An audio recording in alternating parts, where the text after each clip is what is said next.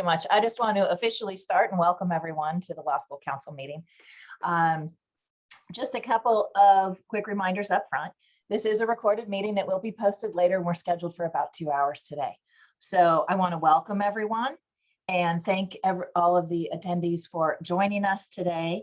We are expecting that we have 5 of our 7 members present. So I'll ask Ashley Kane to start by calling roll, please. Thank you.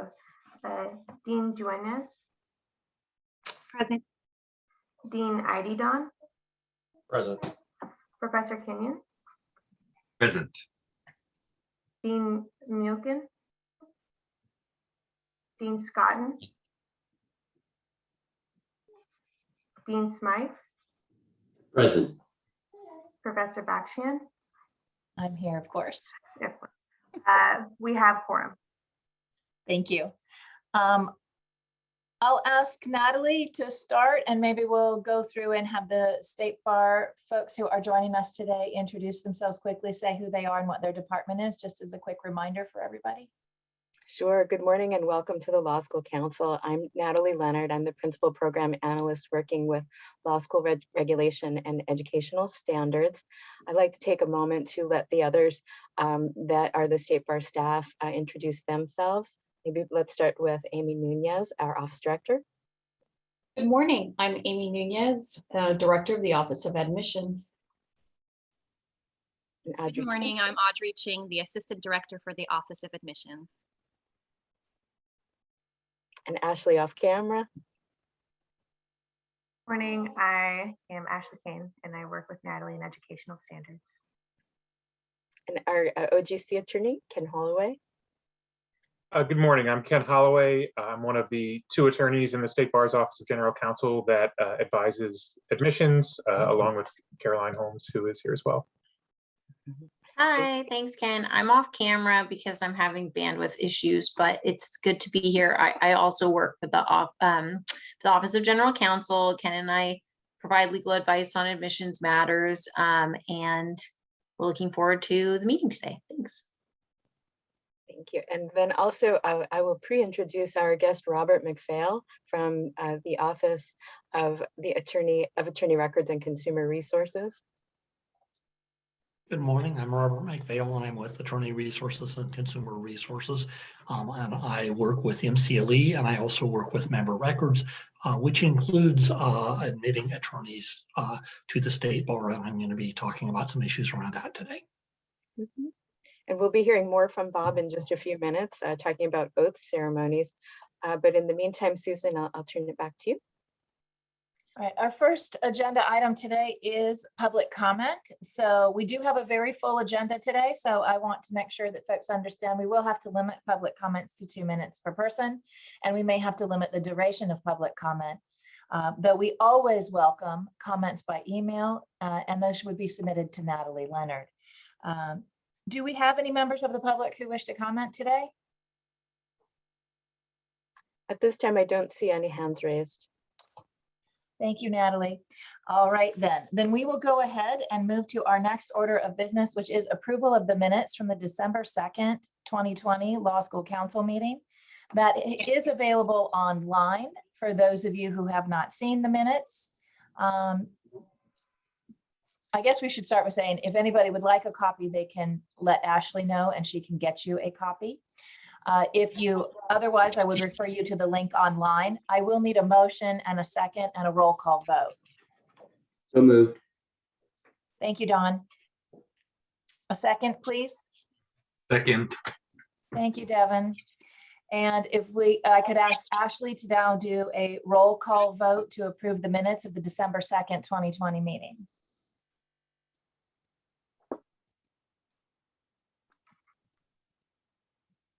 Dean Duenas, Approved, please. Motion to approve. okay. Dean Ididon, Approved. Aye. Professor Kenyon, Aye. Dean Smythe, Approved. Professor Bakshian. Approved. The motion passes. Thank you. So now just one quick housekeeping matter before we go to our agenda items on the list. A reminder that our next meeting of this group is scheduled for August 18th at 9:30. So please add that to your calendars. Again, that's August 18th at 9:30 for the next meeting of the Law School Council. I do want at this point to go to the agenda items, and I would like to start with the first item of the oath cards. And thank our speakers so much for joining us today to provide us with an update. I know with the switch to virtual, lots of us have wanted to make sure that we are handling the oath cards for attorney licensure properly. And so I am going to, at this point, ask Robert McPhail to please take the reins and let us know what we should be doing with the oath card procedures. Good morning. I'm going to share my screen. Ashley, either can you allow me to share my screen or I'll pull up the PowerPoint I sent you? Yes, it should be able, you should be able to start now. Okay. Do you see the option? I also have it on hand if you, okay. I got it. Okay. So you all should be able to see my PowerPoint now. So my name is Robert McPhail, and I'm a program manager in attorney regulation and consumer resources. And one of our primary roles is we maintain the role of membership attorneys to include admitting them to the State Bar of California. And today I want to talk about how that process happens, especially the part connected to the attorney oath of admission. My goals for today are that you be able to work with your students if they have questions, and also understand maybe some tips on how to make oath ceremonies work more smoothly. We had, because of COVID, many more problems than usual this year, and that translates into attorneys having their admission to the bar delayed while we try to sort out the problem. So I'm going to start, first of all, just briefly with a couple things, basic things about admission. Admission is actually not by the State Bar of California, it's by order of the Supreme Court. Admission date for attorneys is determined by the date that they take their attorney oath of office. The actual act of getting a bar number and being put into the roll of California attorneys requires that they submit what we call a registration card. That's what the card is labeled. You'll hear it called oath card many times, and I may actually say that myself sometimes today. Applicants are notified when they're eligible for admission to the bar by the admissions department. They get a packet. I believe they also get emailed information with links to what's in that packet. Bear in mind that admission is not just passing the bar. So this is once they've met all the requirements for admission and have been placed on that Supreme Court order making them eligible for admission. So there's two ways that oaths can happen. An attorney can swear in individually. They can have a notary or any of the eligible officials listed on the website administer the oath. Be aware that in time of COVID in California and in most other states, there are a handful of exceptions, but most notaries cannot administer a virtual oath right now. So if you're using a notary, they would have to take that oath by going to the office of the notary or having the notary come to them. But this is good information to share with your attorneys that aren't attending an oath ceremony, particularly out of state attorneys. The fastest thing to do is to go to a notary, get it notarized and sent to us. And then the second method is law schools can conduct oath ceremonies. They can be in person or virtual. You do this by having an eligible official conduct the ceremony, and then that official signs all of the registration cards. There are two very important takeaways. This is probably my most important slide. The first issue has existed all along. The second issue became much more of a problem this year than it has in the past. Oath of office cannot be taken before someone has been certified for admission. That means they've been placed on that Supreme Court order, and we won't accept an oath card with a date that is prior to their eligibility, which is set by that motion date. And this is going to create huge delays while we work that out. This has been a problem sometimes in the past. Oath cards are mailed to the new admittees, but occasionally they seem to get out there in circulation. But no one should have an oath card or take an oath who is not on that Supreme Court eligibility list, which means they've gotten a packet from the admissions department. And the one that became a huge issue this year is on the registration card on the back, the oath of office is actually printed, and then the applicant signs and dates the oath, as does the person administering the oath. We had a problem with dates.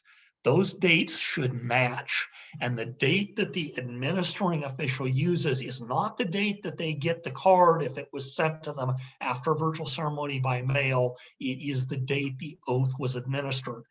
Those have to match, and if they don't, it creates a huge confusion on our part to get the admission date right. We have changed the oath card for the next application cycle. When we send out results packets, they're going to get an oath card that attempts to make this clearer, right where that date is and in all our materials. But that is the most important takeaway to have, and also to share that with your students. There are some other registration card mistakes to avoid. These may sound silly, but we deal with this every year. This is still a wet signature and paper card that is filled out by hand. It needs to be legible. We get incomplete cards. We got about 20 cards this year that had nothing with a scrawled, illegible signature. We can't admit somebody based on that. And then the card needs to be signed and dated. Another common issue is if someone has changed their name, the name we're going to admit them on is the name that they got on their results letter when they were told they were eligible for admissions, and that's also what's on the motion. So if that name is, has been changed, they need to submit a name change form. It is on our website in the attorney section of the website. There's a whole form section, and there is a name change form there, and they submit that along with the required documentation. I want to talk about some issues around just the oath ceremony. The first one is that an appropriate date should be selected. Once an attorney is admitted, attorney fees for for that year are assessed, and the timing is based on a calendar year and based on fees. It's not based on results. And so the dates are anybody admitted prior to June 1st pays the full year's fees. Anyone admitted between June 1st and December 1st pays 1/2 of the year's fees, and anyone admitted after December 1st does not pay fees at all. So you should give this consideration when setting the date for the oath ceremony, and you should make your students aware that they should kind of make a decision based on, do they have an immediate job and need to practice law right away or not. But please select an appropriate date for the oath ceremony, or at least make sure that everyone is aware of the impact that may have on attorney fees. Please ensure that the official administering the oath understands that date requirement, that the date they're signing is the date that the oath was administered, not necessarily the date that they received the card to sign. Please inform students to review their admissions packet.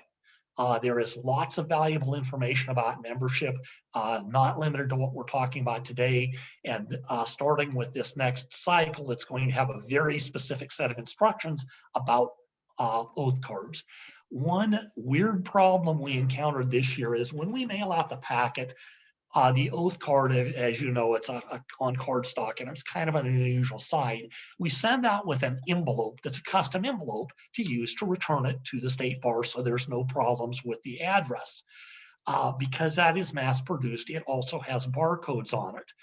This year, a few students used that envelope to send it to you if they were doing an oath ceremony, or to try to send it to the official that administered it by slapping a label over the state bar address. That should not be done, because a lot of post office, if they're manually handling it, they got it correct. But many post office were using the barcodes on the envelope to automate sorting that mail, and we got those instead of the judge or school that they were intended for. So they should not repurpose that envelope. And if you possibly can, review the oath cards before the ceremony. If you have a staff member that's collecting them, you could go through some of these things we've talked about and make sure that they look complete, they're signed, they have the date of the oath ceremony by the student signature, and then, you know, work with the official signing them to make sure they get signed and returned. I have a link here to the website. There is a fair amount of information on who's eligible to administer oaths and some other information. We are updating all of that in advance of the next set of results going out. And so I haven't been closely referencing it, but be aware that it is there. It will be better in a couple weeks. It is being updated as we speak. Finally, I want to talk just briefly about student resources.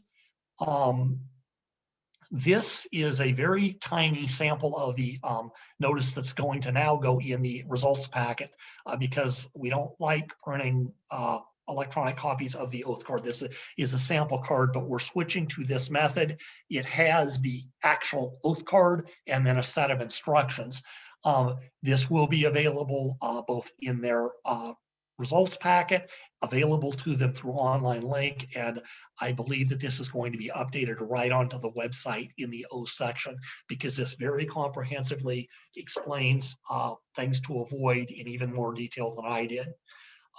Finally, Amy would speak more to this than I will, but we are looking at the process of getting oath cards out there with the hope that it can be automated and also, you know, made a little easier and more error-proof on behalf of the students.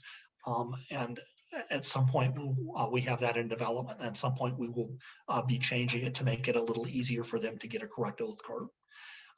That's the key issues that I would like to address. You can contact me through Natalie, and then I'll triage any questions or issues to the appropriate person. There are 3 or 4 people that work on oath cards in various capacities, and you can contact us if you have questions or, you know, want advice about what we think about how you might be doing an oath ceremony.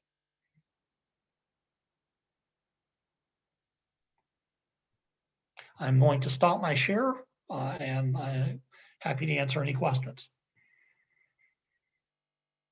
Thank you, Robert. Do we have any questions about the oath cards? I have a question. I was just hoping you could confirm that they only receive an oath card after they pass the exam and they have everything else satisfied, moral character, MPRE. So if they pass the exam but haven't satisfied those other things, they won't get an oath card in the mail. Is that correct? That is correct. Thank you. Any other questions about oath cards? Bob, I have a quick question for students that decide to swear in on their own. Any special tips for those individuals? And can they also ceremonially attend a signing in ceremony at their school, or does that create issues? The tips for students I kind of covered, which is mainly they need to fill out the card correctly, and then they should refer to the website and make sure that the person administering the oath is one of the eligible officials. And frankly, the simplest way is to get a notary to do it, especially for out-of-state attorneys.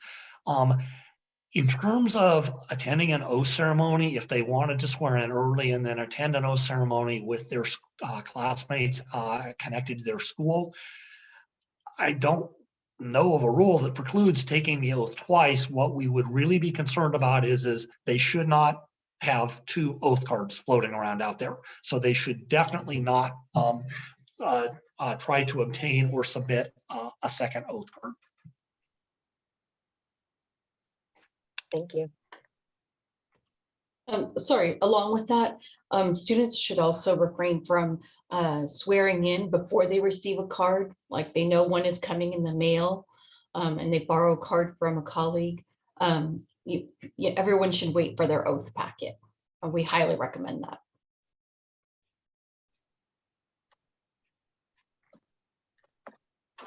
Thank you, Amy, and thank you, Robert. I think this makes it much easier to try to get it all correct. Okay. Any last chance to ask questions before Robert is probably going to leave us? All right.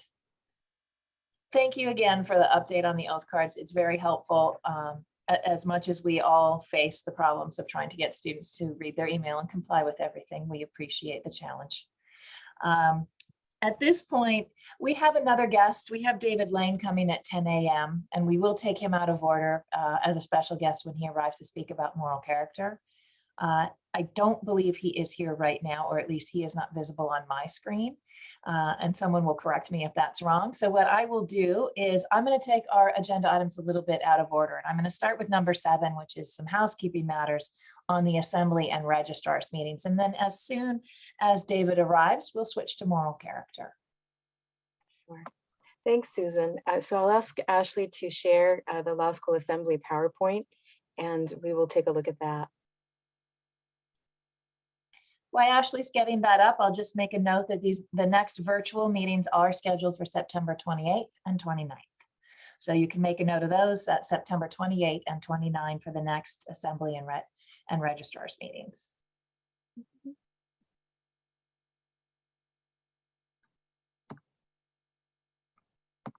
And while Ashley finds the slides, because we're a little bit out of order, my apologies. Our goals for today in this particular section are to talk about making sure everyone understands these dates, that we discuss any tentative options and future topics that you're interested in at this meeting. And as always, those can be forwarded to Natalie. And I see that our slides are up. Okay, terrific. So Ashley, thank you. So I wanted to talk a little bit about the Law School Assembly and the registrars meeting. So in some ways, September may sound far away, but it's also quite close. And I just wanted to make sure that this group was aware of the program and that you could start to think about topics that you thought might be appropriate for the meeting. And I'll give you a little background material that I think will make that more helpful. Next slide. As Susan said, we'll be doing the meetings on September 28th, Law School Assembly, open to administration generally. Historically, this is the meeting that you think of in which deans were invited and allowed to bring a guest. This time we expanded the attendance. That was something we could do through Zoom. And then the registrars meeting generally focuses on more detailed issues related to record keeping, applicant portal, things like that. We did it for the first time online with Zoom in December. It resulted in increased participation, increased discussion, and we were able to take some immediate action on law school's suggestions, even one taking place during the meeting itself. So this is a terrific opportunity for information exchange. Next slide, please. Oops. Oh, let's go actually one back. Let's go 2 forward. Okay, when thinking about the types of topics that should be in the Law School Assembly, you can feel confident that we'll choose the topics that are related to bar exam administration, bar exam studies and commissions, initiatives from the Office of Access and Inclusion. And also this year, we are planning to give an update on the results of the bar exam strategies and stories pilot programs that we'll be talking about in just a little while. You may be aware and your students may have already participated in those, and that will also be, signing up for that program will be a focus of this meeting. Let's go to the next slide and talk about the registrars meeting. For that meeting, we might do more record keeping focused things. For example, by the time of September, we expect that we will have individuals completing the alternative pathway to licensure. The registrars may be getting questions from the alumni about that. We've also received a request for an applicant portal demonstration. And there may be other record keeping topics that your registrars are interested in. It's also quite possible that we might do an intensive just for the Cal accredited schools on accredited law school rules. We've been working on updating those rules and incorporating best practices in accreditation. And so that might be a focus noticed in advance for the accredited schools and those that are interested. Let's go next slide. This is a terrific opportunity overall to exchange information. It is a longer format. It is a full day meeting. And we're interested to know the topics that you're thinking about in ABA law schools. Some of the examples of things that have come out of these programs before are the Moral Character Working Group, which ultimately created terrific resources focused to students and another set focused to administrators to help individuals understand the factors used during the moral character determination process. The applicant portal has been updated in a number of ways. I mentioned that one update happened during the meeting, and that one related to the transcript process. During the meetings, we discussed that students often have questions about the certification when applying for an exam, and that certification comes from the school. And so they often felt anxious, wondering when the school would be contacted or if they could do anything to help. And we were able to update that wording so that the students were comfortable and confident, and it reduced the number of questions coming to the school. We also just talked about the e-blasts that accompanied the online exams as things were changing and details were evolving, and expanding those e-blasts to more individuals. And our law school dean's e-newsletter now has an option to add additional subscribers in your administration. And those are some of the ideas that came out of the most recent examples. You may have an idea here that you would like to mention, or alternatively, I'll be contacting you offline so we have time to think about and plan for the topics that matter most to ABA approved law schools. So that's what I have today. And if there are any immediate questions or ideas, I'd be happy to talk about them. And otherwise, I will also contact you offline about these topics. I just want to add my personal thanks and say particularly thank you for the new moral character information. I'm greatly looking forward to the portal demonstration because I know we all find it a challenge to answer student questions when we can't see what they're looking at. Not that they don't always send wonderful screenshots, but I'm looking forward to those meetings, and I think it's going to be super helpful for all of us. And I also think it's encouraging that we've been able to use these meetings in a productive way to create a good dialogue between the law schools and the bar and try to solve problems and get information. And so thank you. And I would encourage folks to please send your information to Natalie. She is always so helpful at getting back to us and making sure that our questions get on the agenda. So I believe that that takes us to our next order of business, which is, again, a little bit out of order, but I want to make sure that we get to our guest on time, and that is David Lane. And I'll add yet another thanks at this point. For those of you who have been in law school administration old enough to remember the paper application, I am sure you are all happy to know that that portal is such a huge improvement. And while we do hope for changes and improvements in the portal, of course, as well, the fact that the moral character application has moved away from that dreaded paper form has been a huge success, and one that has been very helpful to students and to law school administrators. So I'll send my personal thanks to David and his team for that and turn it over to him and ask for his moral character updates for us. Thank you so much. And it is good to hear good feedback about the portal. Would that I could take any sort of credit. I am here in Tara Clark's absence. She's the head of the Moral Character Unit. I am the attorney for the Moral Character Unit, and Tara and I often do talks together. So I'll see how I can do without my partner in crime, as it were.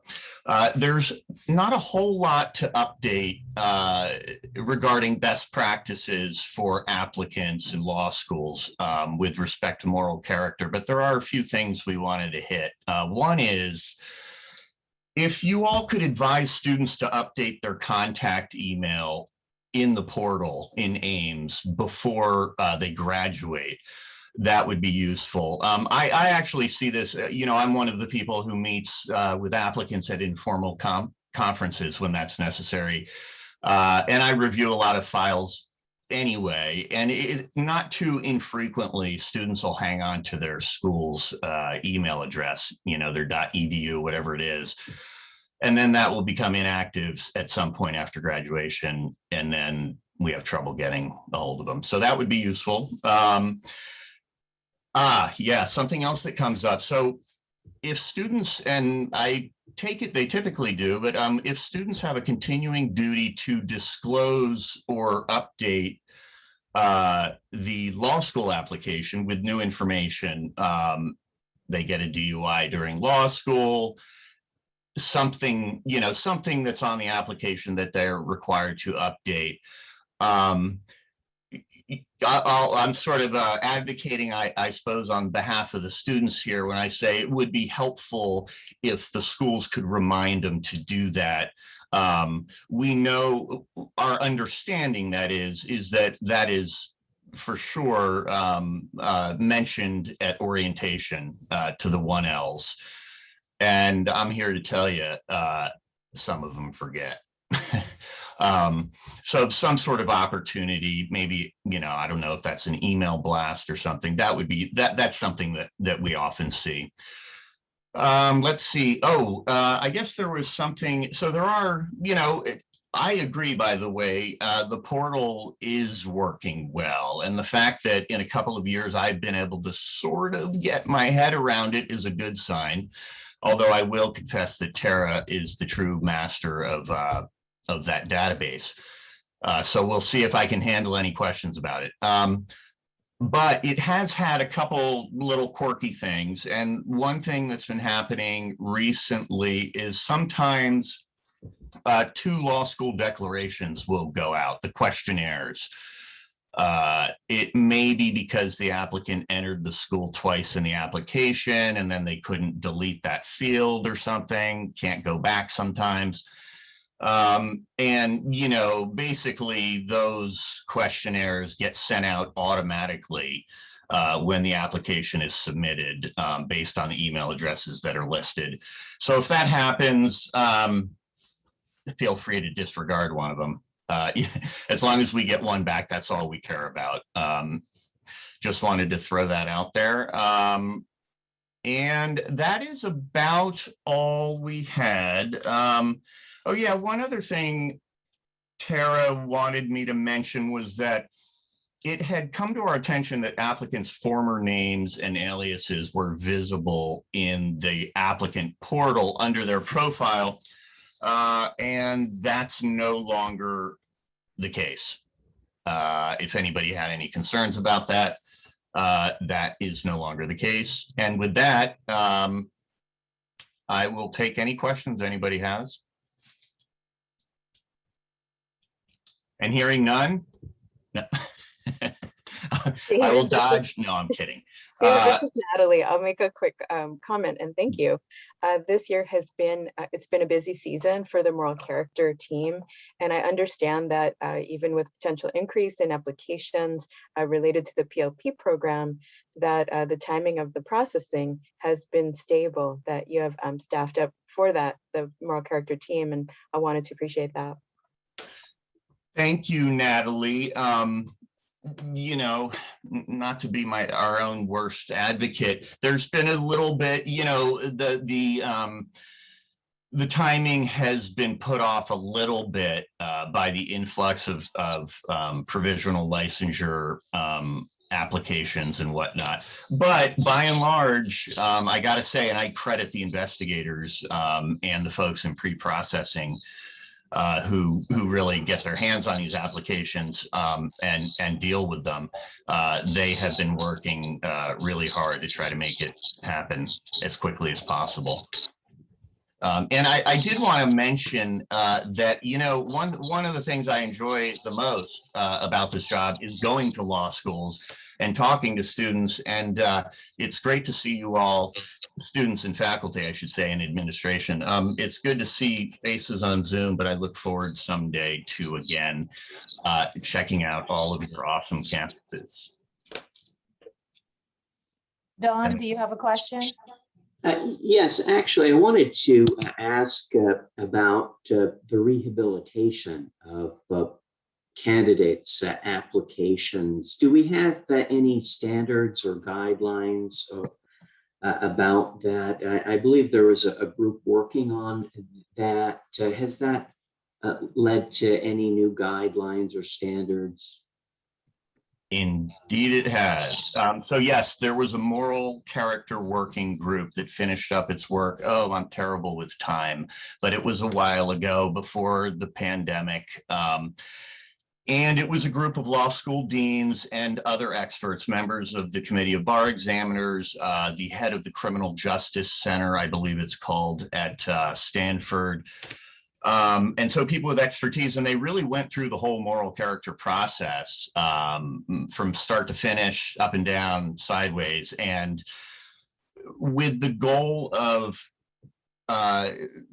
providing more information to the public, to applicants, to law schools, to everybody in a way that makes sense. We had a little bit of information on State Bar's website prior to the working group doing what it did, but it was nothing like it is now. So now, long story short, Google State Bar California moral character, and it'll take you to a page that has several links that are links to the virtual documents that were created by the working group. And rehabilitation is discussed in, I believe, at least 2 of those documents discuss rehabilitation. I know because I wrote some of it myself and reviewed all of the relevant law. And, if you'd ever like me to go on about rehabilitation for ad infinitum, let me know. No. Maybe another time. Evan, I think you're next with a question. Yeah, thank you. One of the questions that comes up a lot from our students is after they have everything submitted and they know that all of their references have returned, how long should they wait before wondering if they've waited too long? So, if it's sort of sat for 3 or 4 months and they've heard nothing, is that an appropriate time for them to contact you all, and sort of what is the best way to do that to actually be able to sort of help move things along? Thank you for the question. This is going to be me winging it because Tara would have a better handle on the answer, but I can say this. When the ball is in our court, that is, the applicant has submitted something and it's being reviewed by somebody, maybe me, maybe an investigator, then we will always reach back out to the applicant if and when it's necessary to get any further information or let them know what's going on. That said, we all deal with stuff like this in life, and sometimes you're sitting around wondering if it fell into a black hole, and so this is where I have to wing it. I can't remember I think it's 180 days increments that you have to get some sort of status letter. But in any case, people can call anytime. There's a line. We have somebody in the moral character unit is assigned to answer moral character questions every day. I did that recently a couple of times, and it was one of the most educational things I've done here. Just dealing with all those questions. And people can always call, and we don't mind if they call and check in on the status of their application, even if it hasn't changed. All that said, 2 or 3 months. Thank you. Sure.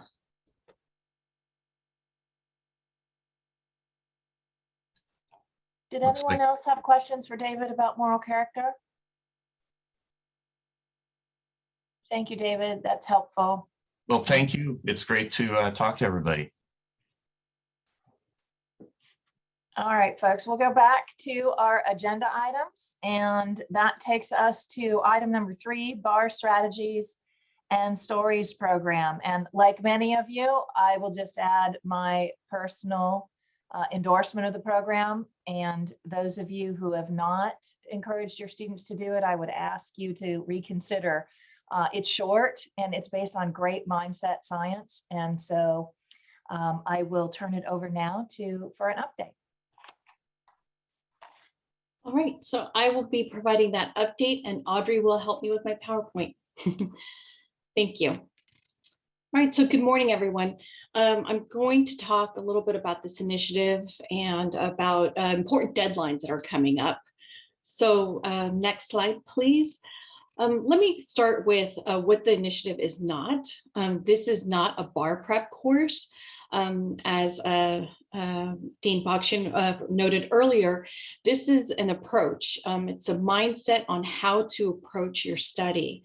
So test takers are encouraged to describe their experience with the bar exam, write advice to future test takers, and they can do this at their own pace. It's an online, on-demand, and quick to complete process. And what we know about the initiative is, as Natalie mentioned, we're going to be presenting on the results from various waves that we'll have by the time August comes. But results from the first 2 years have been promising. The program increased the likelihood of participants passing the bar exam, ranging between 6.8 and 9.6 percentage points, controlling for other factors. And this impact was seen higher for applicants in disadvantaged groups. This includes those underrepresented racial ethnic populations, as well as those who are first-generation college students. Next slide, please. So the researchers are a team of law and psychology professors. So the program is led by Victor Quintanilla. He's from Indiana University. He's a bicentennial professor of law, co-director of the Moore School of Law's Center for Law and Society, along with Dr. Sam Ehrman, who's a professor of law at the USC Gould School of Law, Dr. Mary Murphy at Herbin B. Wells, professor of psychological and brain sciences, as well as associate vice provost for diversity and inclusion at Indiana University. Also, Dr. Greg Wolton, he's a Michael Forman University fellow in undergraduate education and associate professor at psychology at Stanford. So the questions that we've received are, what is being collected in the 15-minute sign-up period? The information that's collected is about the applicant, and that information is provided to the research team, basic demographic questions. And the State Bar, the only access they have to that data is to compare who has signed up since the last time we sent out an email reminder. So the sign-up provides also a brief description of the program itself. It asks the applicant to confirm whether they participated and general information. And like I mentioned, demographic and then also contact information. Will the State Bar know whether someone completed the program or see anything that's shared as part of the program? As I mentioned, we send reminders to anybody who has not responded. So that's as much to the extent of information that the State Bar will have is who has responded and who has not. And so this information is only used for these email blasts. We don't have a final list of who has actually participated, and we do not see the information that's shared. That's held strictly by the researchers. And there are no limited time slot, slots on this program, so everyone is eligible to participate as long as you're registered for the exam. And in terms of the sign-up period, we are close to closing wave 1 of the sign-up, and we're going to have 2 waves. So in this first wave, if people are not able to participate, wave 2 is coming. And the link that was sent to everybody about the first wave can be used. And so how do you sign up? You sign up when you first register for the bar exam, and you will get a personalized email to applicants after you register. In the event that you do not register, we will send that follow-up as I noted earlier. Next slide, please. So when are the deadlines? I mentioned that wave 1, the deadline is today. So those that sign up in this first wave can start the program starting on May 20th. As I mentioned, we're going to have a second wave. And this is to offer those immediate repeaters an opportunity to sign up. Just as a reminder, our bar exam results for the February 2021 exam are going to be released on Friday, May 7th. So that's when the second wave of sign up will start. So the first invitation will go out on May 12th for this second wave, consisting of immediate repeaters and anybody who's registered post this period. And people will be able to register through the 29th of June to participate in the second wave. And some sign up tips, people should look for that email reminder today if they are interested. And then after today, like I mentioned, you could still be part of that second wave through June 29th.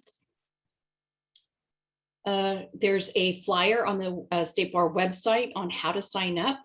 And again, the link that is sent to applicants also has a full set of instructions on how to proceed with participating.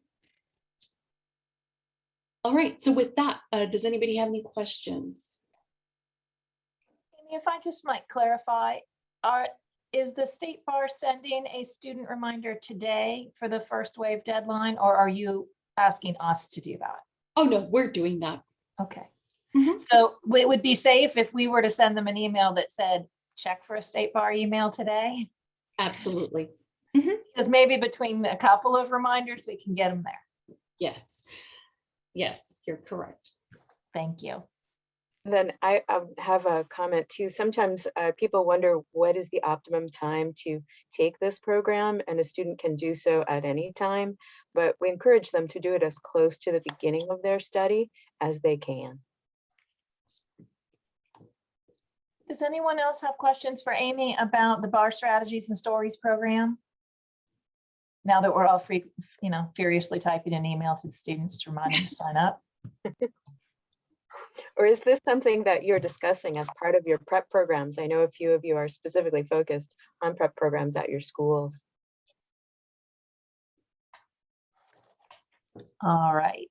I don't think anyone else has questions on Bar Strategies and Stories, so we will go to our next item, which is Audrey Ching is going to update us about the State Bar Student Webinar Day that recently started. Yes, let me share my screen again. Oops.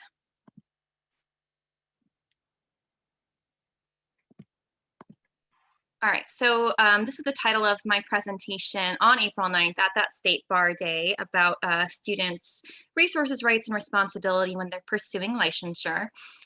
So State Bar Day was on April 9th, a Friday, and it was an opportunity for law students to hear from State Bar departments, to kind of showcase for them resources that they can use, and to give an overview of key licensure milestones and tasks.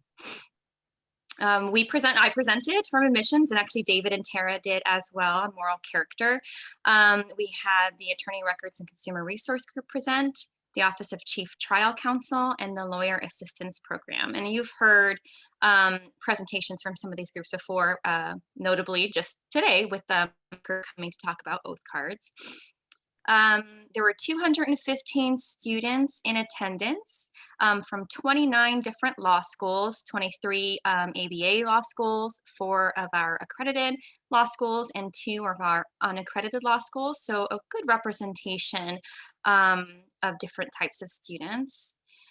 We sent invitations to law school deans, which those deans forwarded to students and alumni, forwarded to the student body.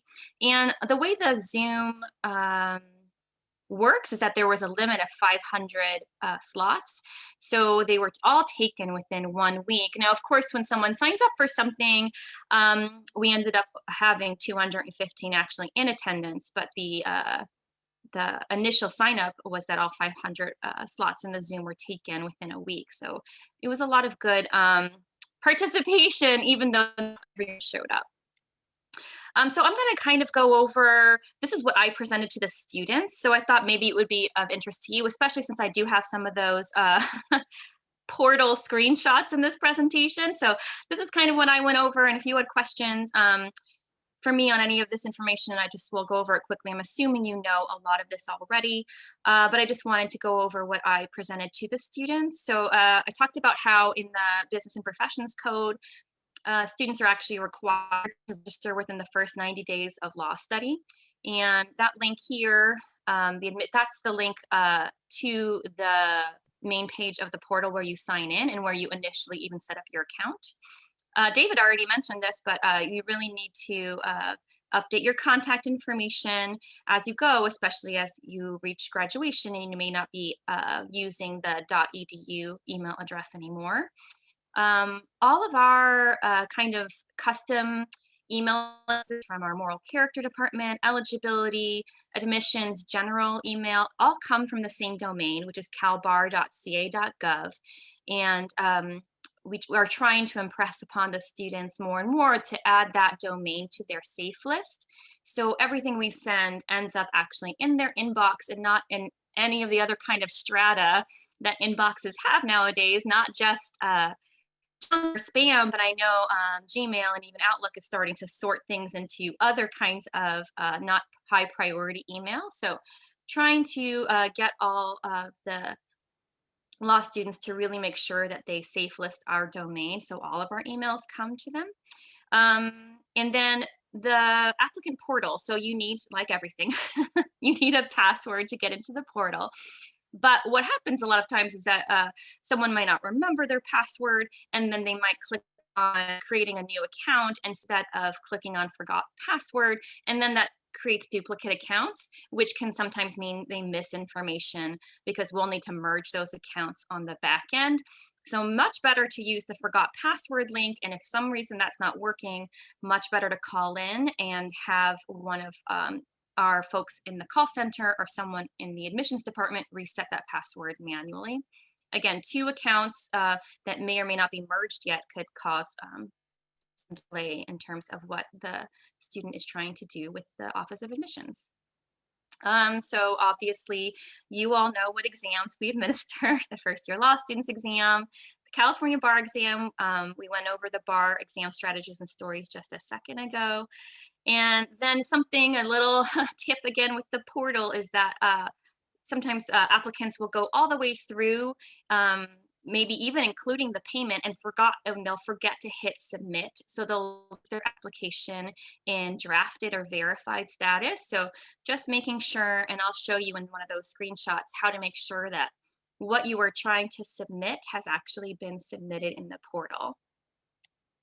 So we have been doing these post-exam surveys with the remote exam administration for the 2 remote bar exams we've delivered so far.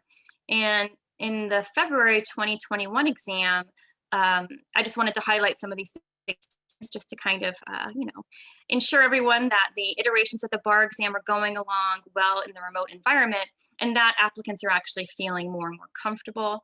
86% of respondents agreed or strongly agreed that materials provided by the Office of Admissions were timely. 76% of respondents agreed or strongly agreed that testing policies were clear. 70% of respondents were satisfied or extremely satisfied with the remote testing experience. 87% had no technical issues during the exam. And this is just of interest, very different to obviously our in-person exams. 31% of those taking the remote exam in February were actually testing outside of California. All of our applications are on the portal, not just for the bar exam, but again, as we went over for moral character, for testing accommodations. It's really important to make sure that students know the timelines for each application, and everything is on our admissions website. We've had a lot of new FAQs in the past year, obviously with the remote exam, and even some post-exam FAQs have been posted for applicants. Just a reminder always to make sure that their computer specifications meet what is required, especially for ExamSoft, which is our vendor for the remote exam. Again, to add that domain, calbar.ca.gov, to your safe list. And then if you are taking the remote exam, all the examsoft.com, that domain to your safe list as well. So this is these are some of the screenshots I showed. So this is when you first go to that admissions.calbar.ca.gov. If it's your first time here, you would create an account and then you can register. And that's one of the first things you might do as a law student. I kind of try to highlight here where your password link is. You can try to reset your password on your own if you need to before trying to create a different account, which we really discourage. Once you log in, you have this dashboard of the portal. So really highlighting the main things people do here in the applicant portal, which is apply for various applications, submit a general request or payments. And then there's also different navigation on this top bar where you can look at your different status of your applications. You can do a general request multiple ways here and different things about special admissions. So if you click on that request here, or even if you clicked on that main page, you can create a new general request. It's really easy to do. Just click through to here and you'd be able to submit a request that goes to the Office of Admissions. And then if you're looking at, I mentioned the status. So if you're looking, if you're a student and you're looking in your portal and you see that something here that you thought was submitted actually reads as drafted or verified, that's where you'd want to go through and make sure you click all the way through to submitted. This is also, if you clicked on all, right? So if you had something in drafted, it would appear on this tab or pending on this tab. But I clicked through to all for the screenshot because you can also see the status of any of your general requests, if it's been responded to or closed out, or if it's pending.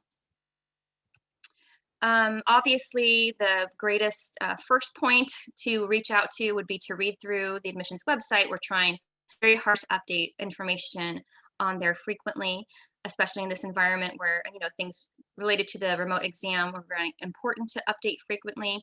Again, submitting a general request through the portal, which you can do in various ways, right, in terms of submitting that general request to us.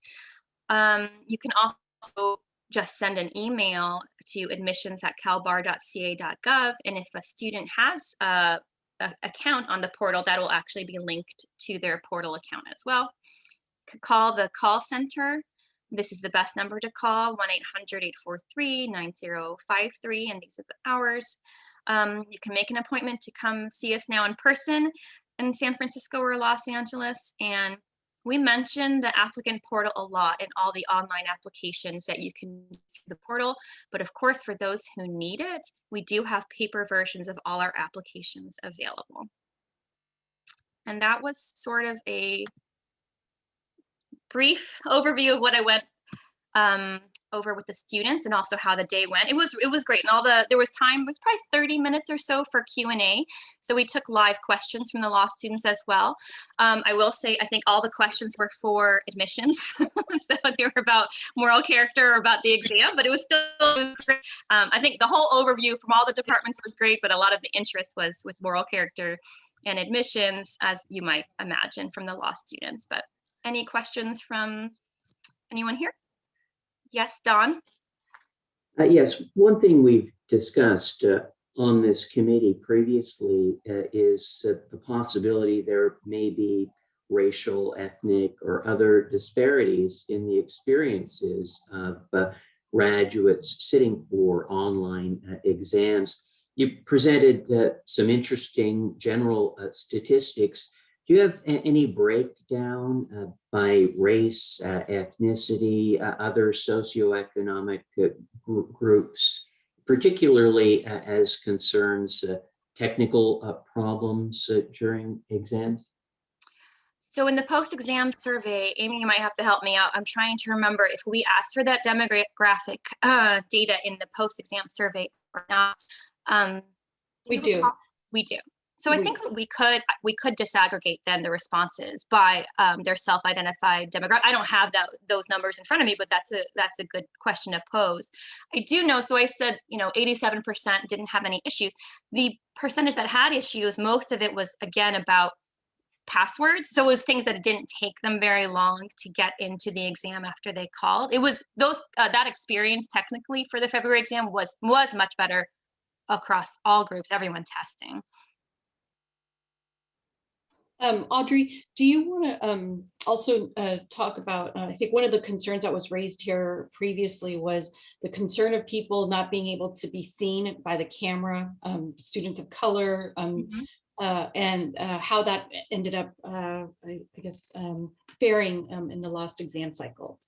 Right. So and I think we've gone over this and you know this, the way that it works is that you take a baseline photo and then every exam session you take another picture to get into the session to see if your picture during the exam session matches your baseline photo.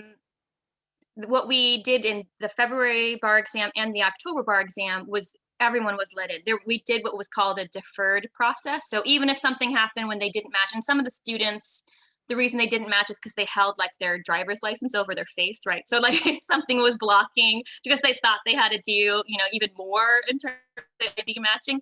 So then someone on our team, and I did a lot of it, I would review anything that didn't match later. So there was no one was barred from entering the exam if there was any kind of mismatch between their photo on the exam day and their baseline photo. So I think that was a concern that that something would go wrong and someone wouldn't get let in because of ID mismatch, but that won't happen at all during the exam.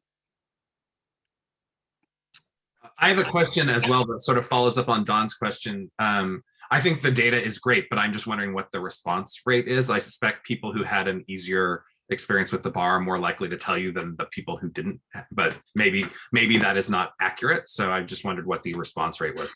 No, well, that's a really great question. I had that, I think it was a 46% of those who tested respond. It was a pretty high response rate. I will have to go. Yeah, I had that.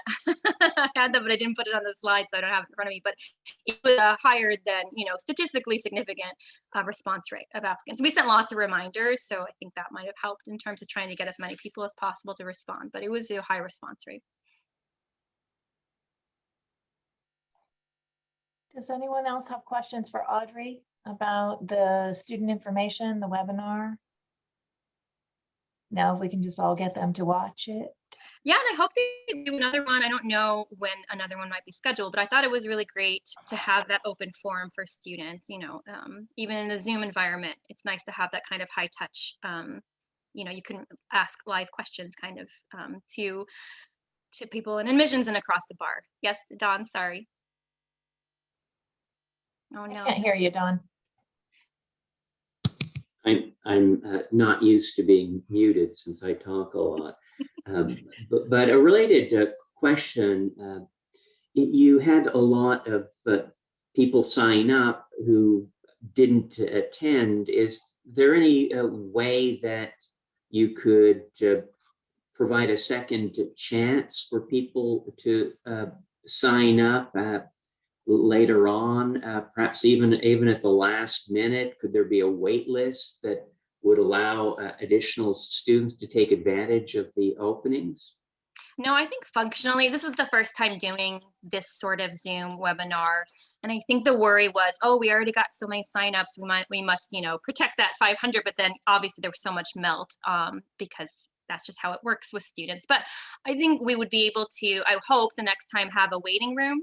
So we'd have a waiting room in Zoom, and then if people, you know, we could hold to 5 minutes after and then let people in who maybe were on the wait list. I think functionally that would be a great idea for next time, but this was the first time sort of having that environment. So we just, we have a virtual velvet rope for the RSVPs and they didn't all come.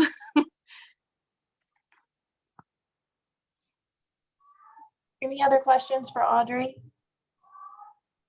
Thank you. It is always helpful when we have information to pass on to students. And the statistics were particularly insightful. So thank you for that. All right. So next, our item is, I believe we are back to Amy and possibly Ken on the provisional licensure updates. I'm not sure which of you I should be deferring to. I think it's Amy. Yes. So I will be presenting, and Audrey's helping me again once more with my slides. All right, so I want to start with the Supreme Court decision. So on October 22nd, the Supreme Court approved California Rule of Court 9.49, which implemented the provisional licensure program That became effective November 17th. And since that implementation, the office has received over 2,000 applications, and we'll go through those statistics in a minute, for the program itself. Also, since that initial launch, the Supreme Court approved 2 amendments to this rule. The first was on January 28th. The court approved an amendment to expand the program eligibility. And so the expansion makes it possible for potentially 2,000 bar exam applicants who achieved a score of greater than 1390, which is a new cut score at first read, or as a total scaled score for exams, California bar exams between July 2015 and February 2020. So these candidates would be eligible for licensing after 300 hours of work as a PLL, along with a positive referral from their supervisor in lieu of passing the bar exam. So that provisional licensure program application became available on February 24th. Then on March 17th, the court amended the rule one more time to clarify the eligibility criteria for the expanded PLL program. So specifically, it noted that applicants who passed the bar exam but have not been licensed yet are not eligible for the program. And also applicants with an adverse moral character determination were not eligible unless more than 2 years had elapsed from the date of the final determination. Also that amendment described the manner in which successful PLP applicants in the expanded path would be treated in regard to Business and Profession Code 6060 subdivision G. Next slide, please. So, wow, that looks hard to read, so I will read it for you. I apologize.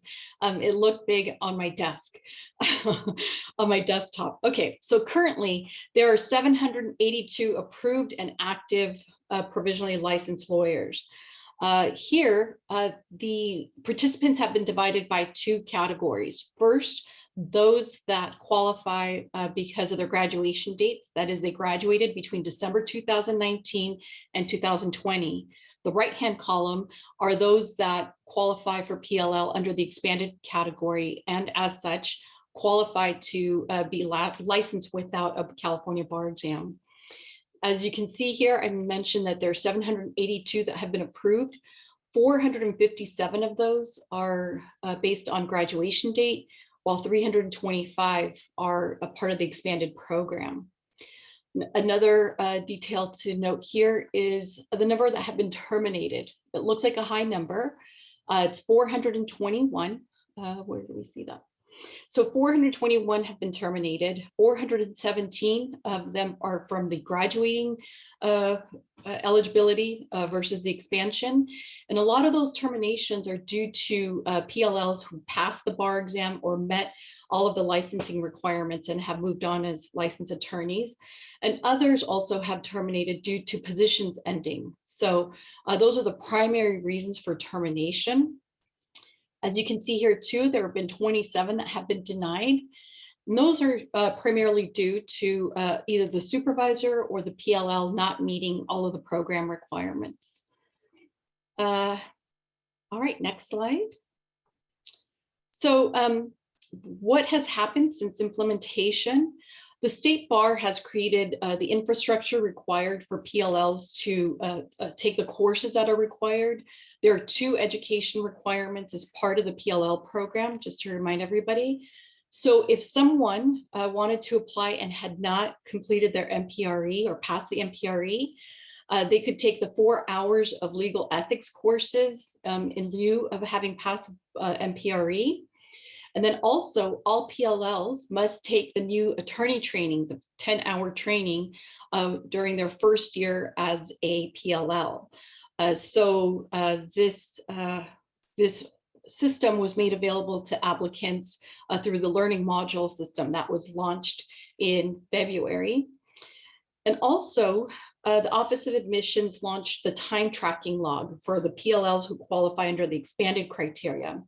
As I mentioned, those applicants can spend if they spend 300 hours on providing legal services and also receive a positive reference from their supervising lawyer, that makes them eligible to become licensed without having passed the bar exam. They also have had to have met all of the other licensing requirements, such as the MPRE passage, payment obligations, and so on, and they will be placed on the motion. And I'm happy to report that so far we have had one person placed on the motion last week that has satisfied all of that criteria. So, and we have about 7 that are forthcoming probably in the next week's motion. Next slide, please. Oh, that's it. All right. So with that, are there any questions?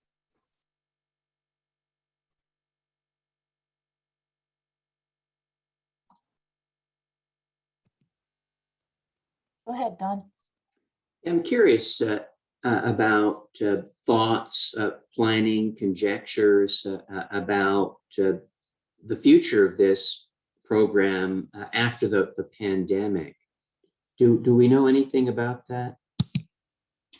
We don't. I mean, oops, is somebody else speaking? All right. So we are collecting, information as we go through this process in terms of like our statistics and so on. The court, this is scheduled to sunset on June 1st, 2022, and we wait to hear from the Supreme Court. And at this point, we don't have any indication one way or another.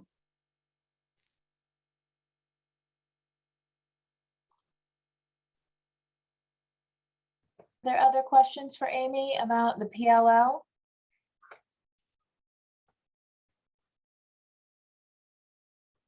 Our provisional licensing is going smoothly. That's good. If there aren't other questions, Amy, I could just add the one piece that we had previously discussed in sort of my area as the OTC attorney. I understand that there's been a lot of questions from schools in particular wanting to learn everything they can about who they have as graduates that might have eligibility for the expanded PLL program, pathway to licensure. And we did want to just stress that the state bar is not trying to be difficult about anything in that area. There are technological issues in terms of putting together even the public information because this all came together so quickly.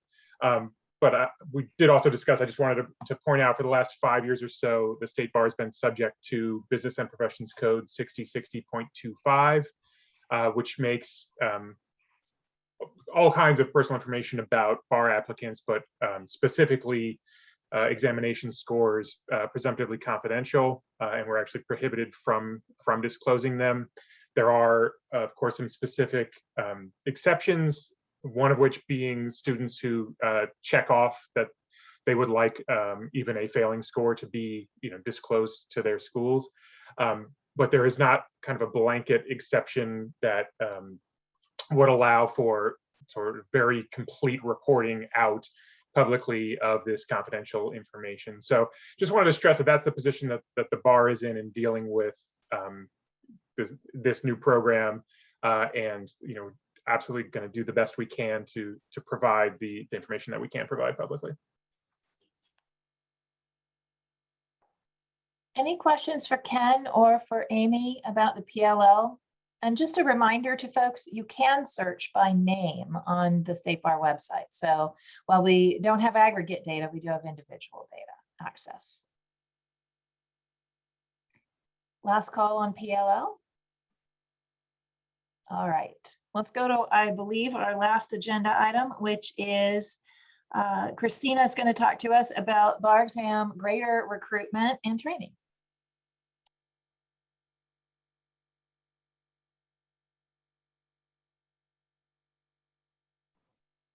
Christina, I can't hear you, even though you do not appear to be muted.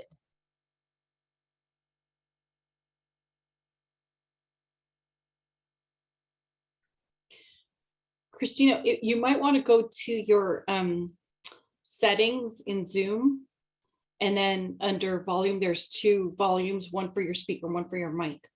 I switched over. Can you hear me now? Yes. Yes. I switched from my phone just in case I had bad reception, but now I'm off my computer. I like to think that you are all saving the best for last. Thank you for having me as a guest today.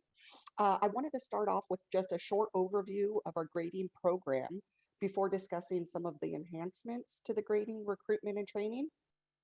Graders for the California bar exam are selected twice a year from a pool of approximately 150 experienced and diverse attorneys. The graders engage in a wide variety of practices, and the range of experience in the grader pool is varied, but the majority of the graders have been grading for at least 3 years, and many of them have been practicing or have participated for well over 10 years. The grading panel consists of both experienced and apprentice graders. And the new graders to the program must first serve as an apprentice, which allows for an initial period of training and evaluation. At the conclusion of the exam, all graders are then evaluated on their preparation, their participation, their calibration skills, and then, of course, their compliance with procedures following each grading cycle. The apprentice grader program satisfies two important needs for us. It allows for the training of new graders so that they become familiar with the calibration process before actually grading the examinations. And it provides staff with a valuable backup for the grading panel if and when needed. Should a grader need to be replaced during the exam cycle, an apprentice grader who is already calibrated in that grading panel can be assigned to the same question to complete the assignment without any adverse impact on the grading schedule. And then the criteria for determining which apprentices will be selected to grade includes the statistical analysis of the independent grading assignment, the calibration performance and participation, and then the quality of the pre-grading written question analysis. One exciting enhancement to our grading program occurred when the State Bar transitioned to the Admissions Information Management System, to which you have all referred to as the applicant portal during this meeting. We were able to evolve to an electronic grading system. The electronic grading has allowed us to have more diverse geographic outreach to the graders. So essentially, rather than limiting the grader program to the Bay Area, which is where the office grades and sets the calibration meetings, we're able to expand this program to attorneys anywhere in California, north, south, in the middle of California. So now we can take graders from anywhere. Additional grading enhancements include unconscious bias training, also known as implicit bias training. The State Bar requires its participants in the grading program to complete the implicit bias training. And the intention of the training is to raise awareness among the graders regarding the existence and implications of implicit bias in the practice of law and how to account for and address the biases to achieve fair resolution of issues. Training is provided at no cost to the graders, and compliance is required for all participants.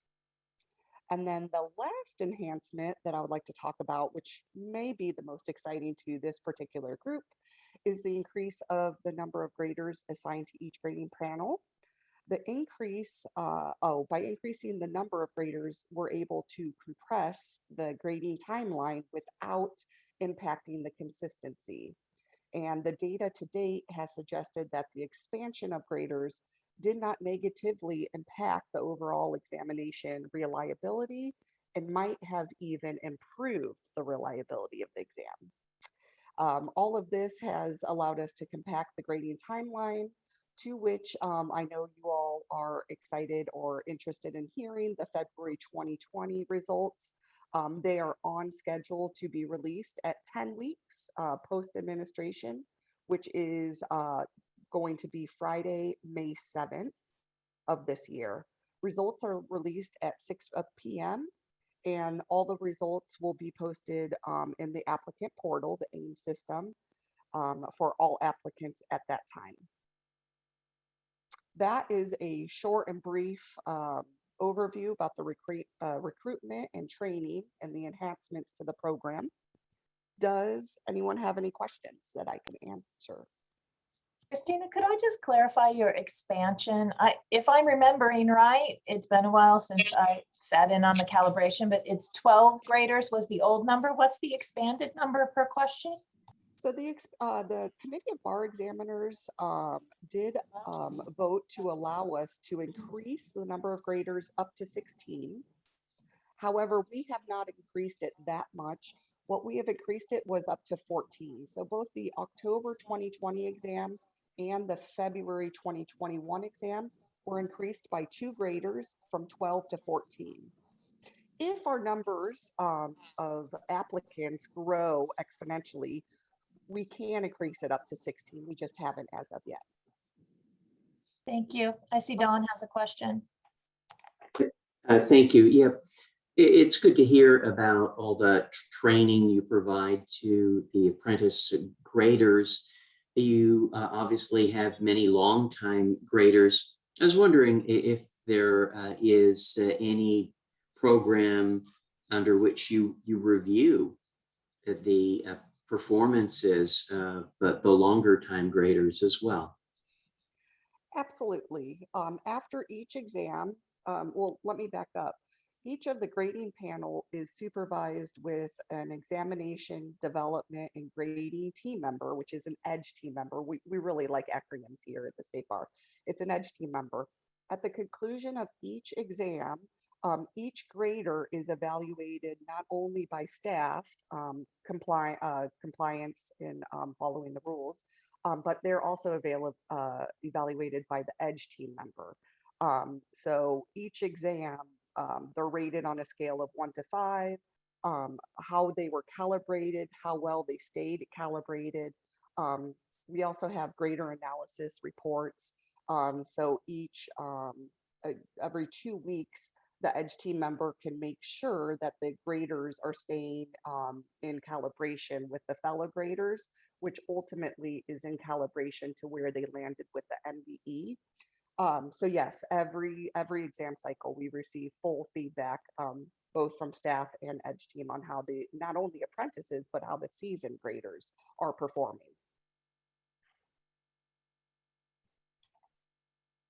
Does anyone else have a question for Christina about the graders recruitment training? For those of us that review practice exams, we sympathize. It's quite a journey.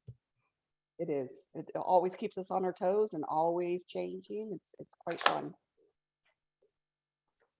All right, I will ask Natalie to double check first, but I believe we have accomplished our agenda. Have I missed any items? I can't hear you. We've completed our agenda for today. All right, then I will thank everyone for joining us and for being part of an important discussion to improve communication between the State Bar and law schools. I think we have proven that it's helpful and we've made some good progress. We look forward to making more. Please share your ideas with Natalie for future meetings. We do not have any closed session today, so unless anyone has any further questions, I'm prepared to adjourn. Not seeing any questions, I'm going to adjourn at 10:52 a.m. Thank you, folks, and have a good day. Sorry, real quickly, Natalie, Thank do you. we need a motion and a second to adjourn? Sorry. Oh, to adjourn? So moved. There's no requirement for a motion to adjourn. So Sorry, thank you. I No just wanted to problem. clarify. Thank you. Bye, everyone. Thanks, All right. Susan. Everyone, Thank you again. Have a good day. you too.